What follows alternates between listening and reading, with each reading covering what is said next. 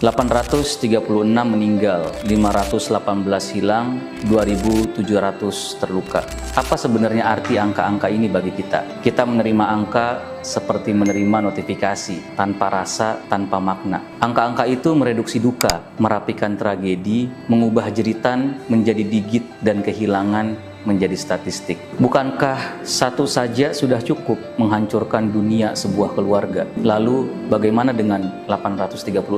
Teman-teman, yang runtuh pertama kali dari bencana ini bukan jembatan, melainkan kemanusiaan. Banjir dan longsor ini bukan sekadar fenomena geologis. Gelondongan kayu dan lumpur hitam itu bukan pesan dari langit. Itu jejak dari keputusan politik yang diambil tanpa nurani. Izin yang longgar, pengawasan yang lemah, dan pembangunan yang hanya mengejar keuntungan jangka pendek. Semuanya berbaris rapi di balik bencana ini. Mereka menyebutnya bencana alam. Sejak kapan alam jadi bencana? Itu adalah cara paling halus untuk menyembunyikan kerakusan manusia. Ini bukan bencana alam, ini bencana politik. Alam dalam banyak hal justru lebih jujur daripada manusia. Ia tidak pernah berniat menghancurkan. Ia hanya menjaga keseimbangan yang diamanatkan kepadanya. Hasrat manusia untuk merusak alam memang tidak baru. Sejak ribuan tahun lalu, hutan telah ditebang, sungai dialihkan,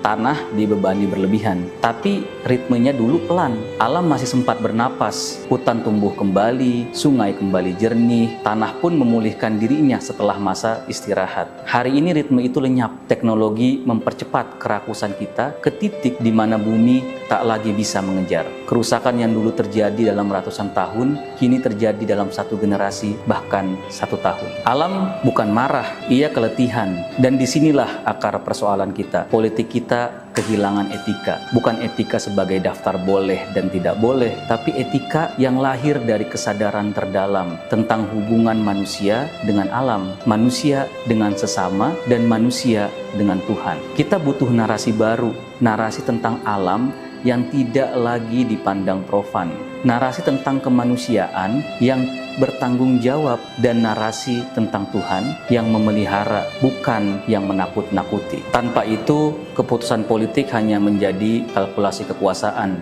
bukan penjaga kehidupan. Jika politik kembali bertumpu pada nilai, negara bisa kembali menjadi pelindung, bukan pemangsa. Dan perlu kita ingat bersama, kritik terhadap politik bukan untuk mencari kambing hitam. Kritik ini adalah pengingat bahwa setiap bencana itu politik, tapi tidak setiap politik harus menjadi bencana. Angka boleh mencatat tragedi, tapi manusialah yang harus insaf memahami. Jadi, coba deh